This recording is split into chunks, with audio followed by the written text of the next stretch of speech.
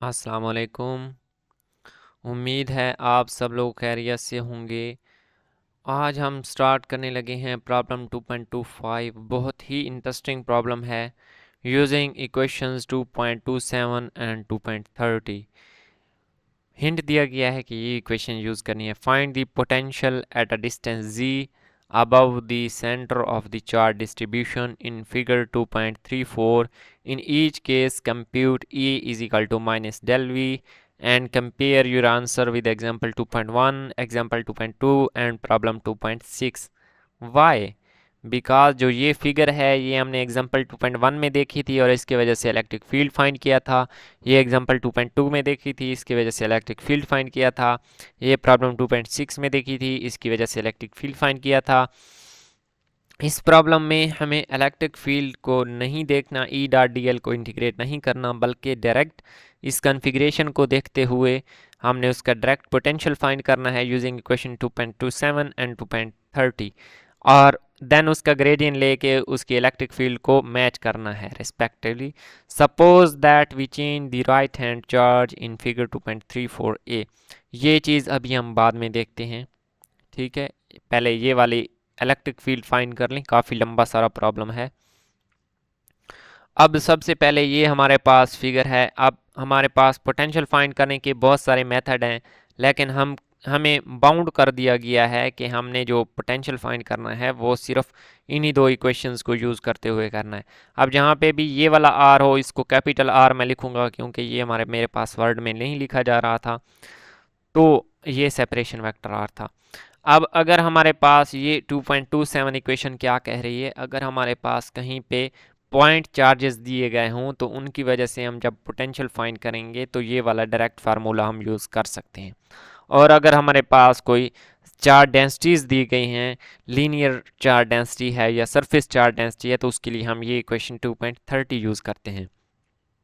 अब हमारे पास पहली फिगर है, पॉइंट चार्जेस दिए गए हैं, तो हम क्या है इक्वेशन 2.27 का यूज़ करेंगे। दो पॉइंट चार्जेस हैं और जो ये यहाँ से यहाँ तक जो डिस्टेंस है वो हमारे पास है सेपरेशन वेक्टर आर, जिसको मैंने कैपिटल आर से डिनोट किया है। अब दोनों प्लस चार्जेस हैं और ये इनके दरमियान ये वाला डिस्टेंस जी है, तो यहाँ से हम पैथागोरस थ्योरम यूज़ करके इस आर की वैल्यू फाइंड कर सकते हैं, ठीक है। तो ये हमारे पास इक्वेशन 2.27 है। इसमें नंबर ऑफ चार्जेस हमारे पास कितने हैं, एक ये वाला क्यू और एक ये वाला क्यू, 2Q।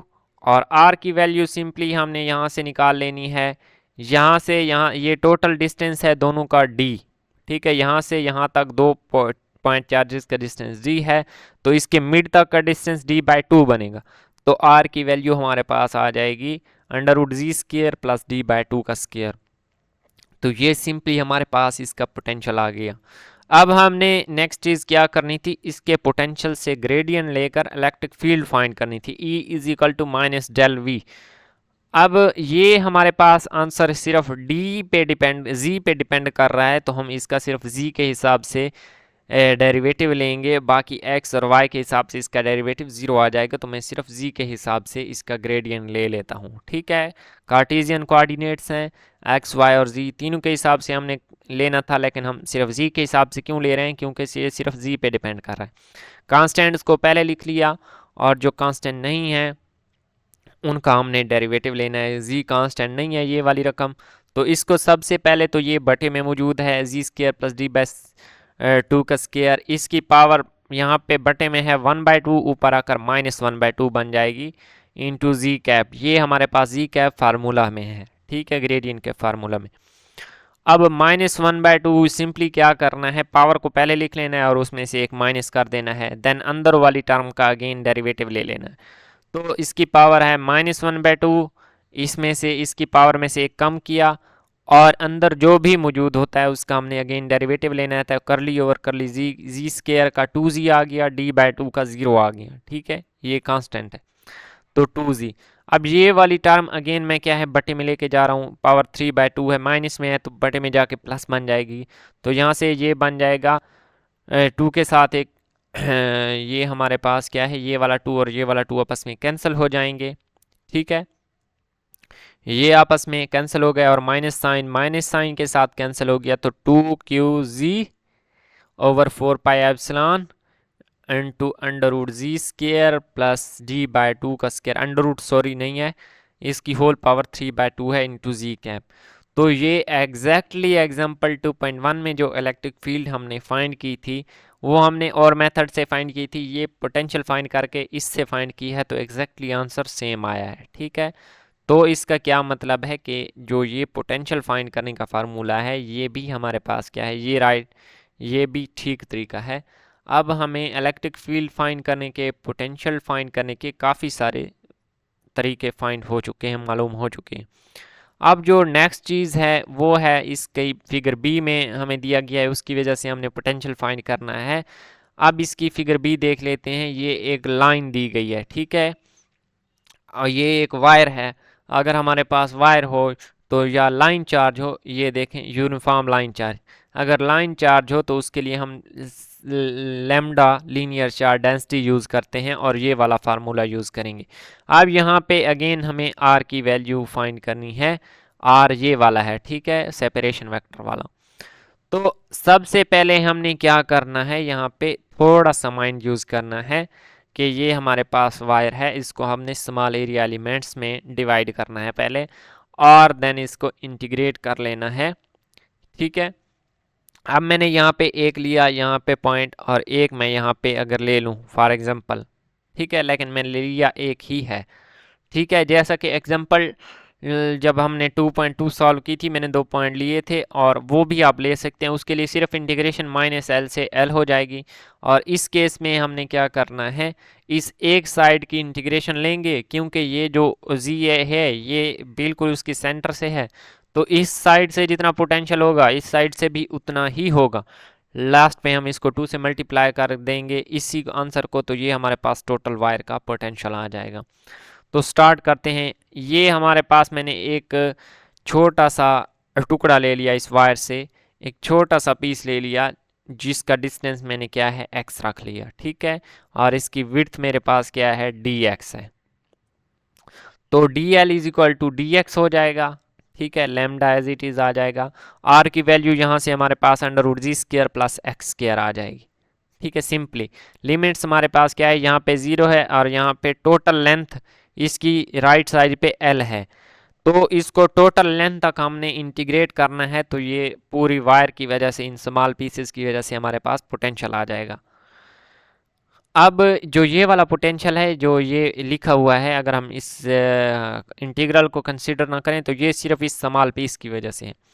अब मैं लेट कर लेता हूँ, let x is equal to z tangent of theta, then हम dx ओवर डी थीटा को लिखें तो वो आएगा जी सीकेंड स्क्वायर थीटा, और डी थीटा दूसरी तरफ मल्टीप्लाई कर देंगे, थीटा के हिसाब से दोनों साइड पे डेरिवेटिव लिया है।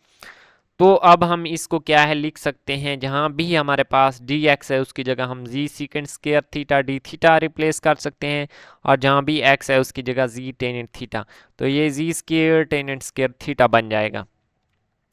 अब नेक्स्ट चीज़ है, हम इसमें से ये जी स्क्वायर कॉमन ले सकते हैं, तो मैं यहाँ पे इसमें से जी स्क्वायर कॉमन ले लिया, और ये अंडर रूट और ये आपस में कैंसिल हो जाएंगे, एंड देन नेक्स्ट स्टेप में जी के साथ जी कैंसिल हो जाएगा, और हमारे पास सिंपली ये वाली टर्म बच जाएगी 1/4 pi epsilon into lambda secant square theta d theta over under root secant square theta.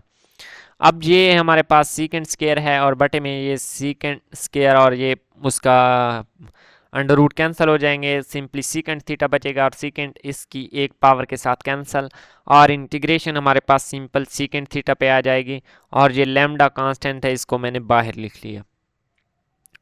अब ये करने के बाद ln of secant theta plus tangent theta, अब हमने क्या अजम्पशन की थी कि x is equal to z tangent of theta let किया था, तो यहाँ से टेंजेंट ऑफ थीटा की वैल्यू हमारे पास क्या आ जाएगी x ओवर जी, और सीकेंड थीटा हमें पता है कि वो under root 1 plus tangent square के इक्वल होता है, ये प्रॉपर्टी है, और यहाँ पे टेंजेंट थीटा की वैल्यू है x ओवर जी, तो ये एक्स स्क्वायर प्लस जी स्क्वायर बन जाएगा, then g square plus x square over under root जी स्क्वायर, तो यो बटे वाला अंडर रूट आपस में कैंसिल होकर सिंपली जी बच जाएगा। तो यहाँ पे सीकेंड थीटा और टेंजेंट थीटा की वैल्यू इस इंटीग्रेशन में पुट कर देंगे। ठीक है, ये सीकेंड थीटा की इंटीग्रेशन है ln of secant theta plus tangent of theta, ये सिंपली यहाँ पे पुट कर देंगे, और जी अब हमारे पास क्या है जी एलसीएम ले लेंगे जी, ठीक है, तो ये आपस में प्लस हो जाएंगे। अब हमने लिमिट्स पुट करनी है, ठीक है। क्यों लिमिट्स वही रखी हैं, क्यों अगेन हमने थीटा की थीटा में गए थे और थीटा से अगेन एक्स में कन्वर्ट कर लिया है, तो लिमिट तो हमने वही रखी है और वही पुट करनी है। अब 0 से एल, जब हम एल पुट करेंगे तो एक्स की जगह सिंपली एल आ जाएगा, और जब हम 0 पुट करेंगे तो हमारे पास क्या है, यहाँ पे भी 0 बन जाएगा, और plus under root g square plus 0, तो सिर्फ अंडर रूट जी स्केयर बच जाएगा। तो ये लिमिट्स पुट करी हैं और ये जी के साथ जी कैंसिल हो सकता है, लेकिन हम इसको कैंसिल नहीं कर रहे, इसको हम लॉग की प्रॉपर्टी से अगेन इकट्ठा कर लेते हैं। एल एन ऑफ, अब लॉग हमारे पास दो लॉग अगर माइनस हो रहे हों तो जो बाद में आता है उसको बटे में डिवाइड कर लेते हैं, तो बटे में इसको मैंने डिवाइड कर दिया जी ओवर जी। अब ये हमारे पास जो ये वाला जी है ये तो आपस में कैंसिल हो जाएंगे, ये वाला जी बटे में आ जाएगा, तो इसका आंसर कुछ इस तरह बन जाएगा, lambda over 4 pi epsilon l n of l plus under root g square plus l square over g. अब हमने ये इसका क्या है पोटेंशियल फाइंड कर लिया है, अब हमने इसको 2 के साथ मल्टीप्लाई करना है, क्योंकि ये सिर्फ मैंने पहले भी बताया था कि ये जो हमने पोटेंशियल फाइंड किया है ये सिर्फ इसकी राइट साइड का किया है, जितना इसकी राइट साइड का होगा उतना ही लेफ्ट का होगा, क्योंकि जो ये वाला ये है हमने एग्जांपल 2.2 में लिया था, ये बिल्कुल उस वायर के उस लाइन के सेंटर में था, ठीक है, सेंटर में था, तो इस तरफ वाला पोटेंशियल और इस तरफ वाला पोटेंशियल सेम होंगे, तो इसको डायरेक्ट 2 के साथ मल्टीप्लाई करेंगे तो टोटल वायर का पोटेंशियल आ गया, ठीक है। और दूसरी बात, अगर जैसा कि मैंने एग्जांपल 2.2 में सॉल्व किया था और लिमिट्स हमने माइनस एल से एल ली थी, उस केस में हमें 2 के साथ मल्टीप्लाई नहीं करना, और उस केस में हमारे पास सोल्यूशन ये वाला आना है, ठीक है, पोटेंशियल का। आप ये कर सकते हैं, सेम स्टेप्स हैं, बस हमारे पास क्या है लिमिट्स हमने चेंज कर देनी माइनस एल से एल तक। अब बोथ आर ट्रू, अब हमने इसका क्या लेना है, ग्रेडियंट फाइंड करना है, E is equal to minus del V. अब हमने इसका ग्रेडियंट, हमारे पास 2 आंसर हैं, अब हम कौन से वाले का ग्रेडियंट लें, दोनों का आंसर भाई सेम आना है, ठीक है, तो जो थोड़ा सिंप्लीफाइड वर्जन है मैं इसका ले रहा हूँ, ठीक है, ग्रेडियंट। अब अगेन हमारे पास यहाँ पे ये सिर्फ z डिपेंडेंट है, x और y के हिसाब से इसका डेरिवेटिव 0 है, तो वो मैंने नहीं लिखे, और जो कांस्टेंट है उनको पहले लिख लिया है, और जो कांस्टेंट नहीं है उनको डेरिवेटिव में लिख लिया है। अब नेचुरल लॉग की प्रॉपर्टी अगेन हम क्या है, पहले तो उनको इकट्ठा करते बटे डिवाइड में ले आए थे, अब नेचुरल लॉग की प्रॉपर्टी अगर वो डिवाइड हो रही हो तो उनको हम माइनस में लिख सकते हैं, तो ये सिंपली मैंने उनको माइनस में लिख दिया, ln of this one minus ln of this one जो डिवाइड हो रहा था। अब नेक्स्ट स्टेप में हमने क्या करना है, दोनों को अंदर अलहदा अलहदा डेरिवेटिव अप्लाई कर देना है विद रिस्पेक्ट टू z, ठीक है, सिंपली मैंने क्या है अलहदा अलहदा डेरिवेटिव अप्लाई कर दिया, ये कांस्टेंट है, कांस्टेंट एज इट इज़ बाहर है।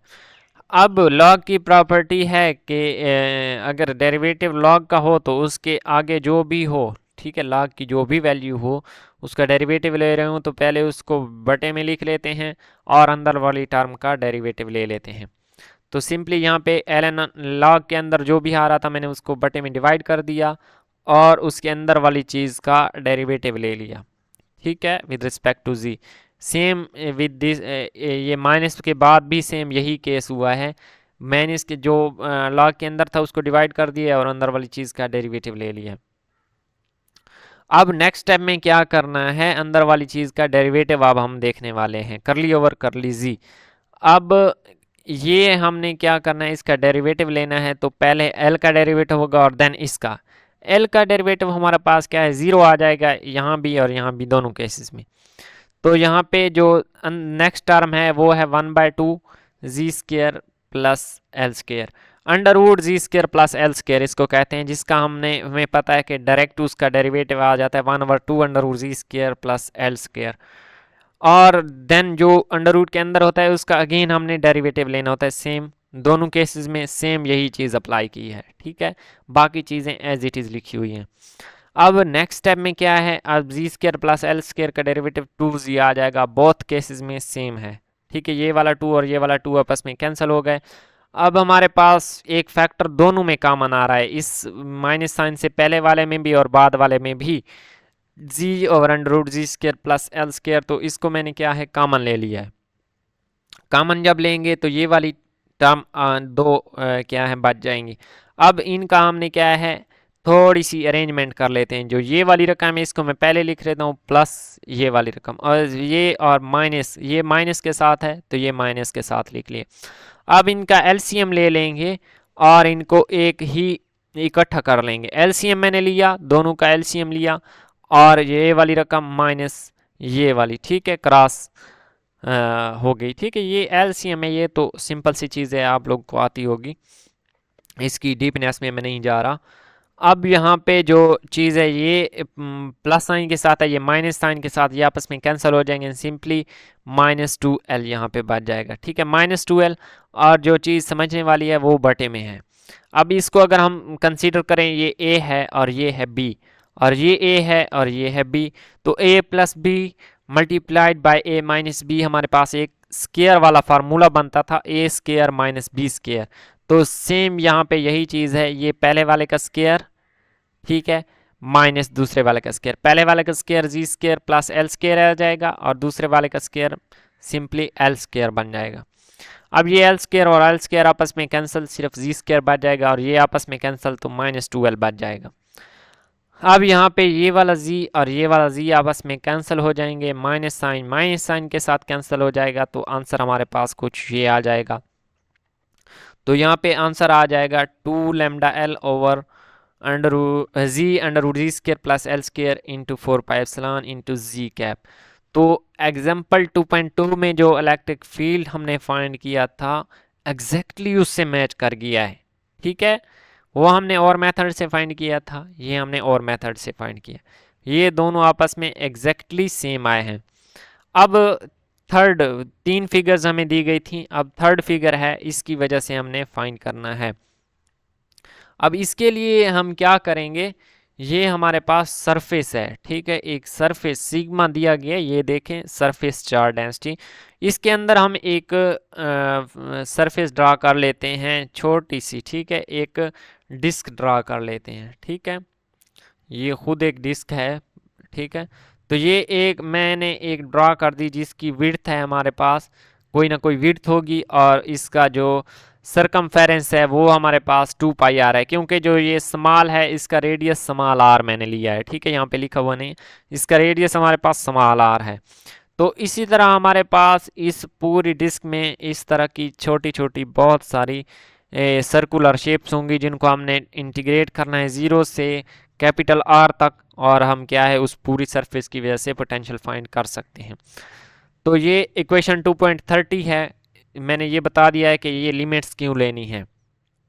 अब लिमिट्स, अब डी ए हमारे पास क्या है, परपेंडिकुलर एरिया होता है, एरिया हमारे पास क्या है, लेंथ इनटू विड्थ होता है। अब इस लूप जो हमने लेट की है इसकी लेंथ कितनी है, सरकमफेरेंस इसकी लेंथ है जो कि 2 पाई आर है, और इसकी विड्थ कितनी है, डी आर है। तो इसको हम लिख सकते हैं 2 pi r d r, sigma constant है उसको बाहर लिख लिया, और ये आर प्राइम। ठीक है, अब ये आर प्राइम क्या है, आर प्राइम हमारे पास, ये हमारे पास क्या है,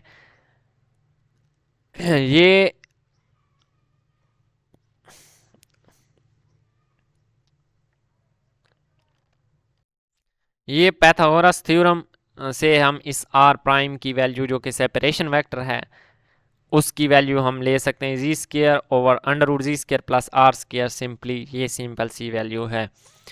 अब हमने क्या है, ये एक लूप नहीं है, ये यहाँ पे इस तरह की बहुत सारी लूप होंगी जिसका रेडियस हमारे पास क्या है, स्मॉल आर है, और हम इसको 0 से कैपिटल आर तक जब इंटीग्रेट करेंगे तो इस पूरी सरफेस की वजह से हमारे पास पोटेंशियल आ जाएगा।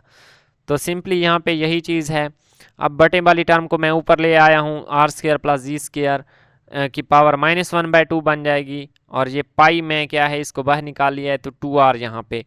अब इस टर्म का डेरिवेटिव आगे मौजूद है, तो सिंपली इसकी इंटीग्रेशन में हम क्या है इसकी पावर में एक ऐड कर देंगे और वही चीज़ डिवाइड कर देंगे, -1/2 +1 +1/2 बन जाएगा, और बटे में डिवाइड भी यही करना है 1/2।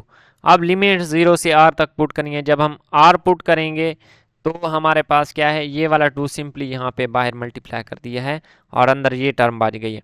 जब हम r पुट करेंगे तो ये वाली टर्म आ जाएगी माइनस, जब 0 पुट करेंगे तो सिर्फ z आ जाएगा। और ये हमारे पास क्या है, पोटेंशियल की वैल्यू आ गई है। अब पोटेंशियल की ये वैल्यू आ गई है, इससे हमने इलेक्ट्रिक फील्ड फाइंड करना है। सिंपली जी के हिसाब से अगेन डेरिवेटिव ले लेना है, बाकी एक्स और वाई के हिसाब से डेरिवेटिव ज़ीरो है। क्यों? क्योंकि ये सिर्फ जी पे डिपेंड कर रहा है इसका पोटेंशियल। अब इसका पोटेंशियल जी पे डिपेंड कर रहा है तो कांस्टेंट को बाहर लिखा और जी वाली टर्म्स का क्या है, डेरिवेटिव ले लिया। अब अंडर रूट वाली टर्म का हम कैसे डेरिवेटिव लेते हैं, 1/2 और अंडर रूट वाली टर्म को एज इट इज़ लिख लेते हैं और अंडर रूट वाली टर्म का अंदर वाली का डेरिवेटिव सिंपली 2z आ जाएगा, माइनस z का विद रिस्पेक्ट टू z 1 आ जाएगा। ठीक है, मैं थोड़ा सिंप्लीफाइड कर दिया क्योंकि ये बच्चों वाली चीज़ें हैं। अब 2 के साथ 2 कैंसिल हो जाएगा और इसको माइनस साइन को अंदर मल्टीप्लाई कर देते हैं तो ये सिग्मा और 2 epsilon into 1 minus z over under root r square plus जी स्क्वायर इंटू जी कैप।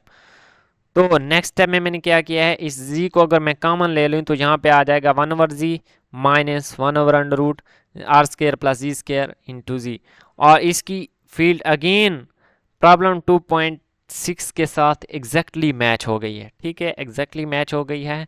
तो बोथ हमारे पास इक्वेशन जो 2.27 है और 2.30 है, ये दोनों करेक्ट हैं। अब हमें यहाँ पे एक लास्ट में कंडीशन दी गई थी, suppose that we change the right hand charge in figure 2.34a to minus q। अगर हम इस फिगर में इस चार्ज को माइनस क्यू के साथ रिप्लेस कर दें तो what then is the potential at p। तो हमारे पास पोटेंशियल p पे क्या होगा, व्हाट फील्ड डज सजेस्ट। तो पोटेंशियल की वजह से हम ग्रेडियंट वाले फार्मूले से क्या इलेक्ट्रिक फील्ड फाइंड कर सकते हैं या नहीं कर सकते। Compare your answer to problem 2.2 and explain carefully and discrepancy. अब प्रॉब्लम 2.2 में हमें यही केस दिया गया था, यहाँ पे नेगेटिव चार्ज दिया गया था। अगर हमारे पास यहाँ पे नेगेटिव चार्ज मौजूद हो तो हमने क्या है, अगेन यहाँ पे इक्वेशन 2.27 तो यूज़ करनी है क्योंकि 2 पॉइंट चार्जेस हैं। अब पॉइंट चार्जेस के लिए हम इक्वेशन 2.27 में क्या करते थे, उनको ऐड करते थे। अब यहाँ पे एक चार्ज पॉजिटिव होगा एक नेगेटिव होगा, तो चार्ज हमारे पास क्या है, जब ज़ीरो हो जाएंगे तो ज़ीरो किसी चीज़ के साथ मल्टीप्लाई हो तो उसको ज़ीरो कर देता है, तो पोटेंशियल की वैल्यू हमारे पास क्या है, ज़ीरो हो जाएगी। अब अगर पोटेंशियल की वैल्यू ज़ीरो होगी तो हम उसकी वजह से उसका ग्रेडियंट फाइंड नहीं कर सकते, उसका ग्रेडियंट भी इलेक्ट्रिक फील्ड इस फार्मूला से ज़ीरो आ जाएगा, जो कि कंट्राडिक्शन है with this answer to problem 2.2। तो यहाँ पे पॉइंट क्या है, the point is that we only know we on the z axis. ठीक है, जो यहाँ पे है जो पोटेंशियल है हम सिर्फ जी एक्सिस पे जानते हैं। And from this we can not hope to compute E of x and E of y. तो अब z एक्सिस पे हम अगर सिर्फ पोटेंशियल जानते हैं तो उसकी वजह से हम x और y पे इलेक्ट्रिक फील्ड नहीं बता सकते। तो जो प्रॉब्लम 2.2 में इलेक्ट्रिक फील्ड आई थी वो किसी और एक्सिस पे आई थी, x पे थी या y पे थी, वो आप देख सकते हैं, वीडियो बनी हुई है। तो that was okay in part A. तो ये हमारे पास क्या है, इसमें कोई घबराने वाली बात नहीं है और ना ही इससे हमारे पास ये इक्वेशन 2.27 गलत हो जाती है कि इसकी वजह से हमारे पास इलेक्ट्रिक फील्ड का आंसर ठीक नहीं आएगा, बल्कि ये करेक्ट है। Because we knew from symmetry that e of x and e of y is equal to 0, but now e points in the x direction. So now v on the z axis is insufficient to determine e. अब हम इस configuration को देखें तो हमारे पास यहाँ पे हमें ये पता चलेगा कि जो इलेक्ट्रिक फील्ड है वो एक्स एक्सिस की तरफ होगी, लेकिन हमने पोटेंशियल जो हमें है वो जी एक्सिस की इंफॉर्मेशन देता है। ठीक है, वो अगर जी एक्सिस की इंफॉर्मेशन देता है तो ये इंफॉर्मेशन इनसफिशिएंट है एक्स एक्सिस पे इलेक्ट्रिक फील्ड फाइंड करने के लिए। तो ये था हमारे पास प्रॉब्लम 2.25। अगर किसी पॉइंट की समझ नहीं आई तो कमेंट सेक्शन में पूछ सकते हैं। मिलते हैं नेक्स्ट वीडियो में। अल्लाह हाफिज़। बल्कि सुनते जाएं आप लोग, कि जो हमारे मेरे पास क्या है, आप लोग की सपोर्ट मुझे प्रॉब्लम्स की वीडियोस बनाने पे क्या है मजबूर करती है। तो अगर आप लोग सपोर्ट नहीं करेंगे तो मैं आगे वीडियोस कैसे बनाऊंगा? आप कमेंट सेक्शन में कमेंट करेंगे तो ही मैं आगे वीडियोस बनाऊंगा। अगर आप लोगों ने नहीं देखनी तो मैं आगे वीडियोस नहीं बनाऊंगा। ठीक है, मिलते हैं नेक्स्ट वीडियो में। अल्लाह हाफिज़।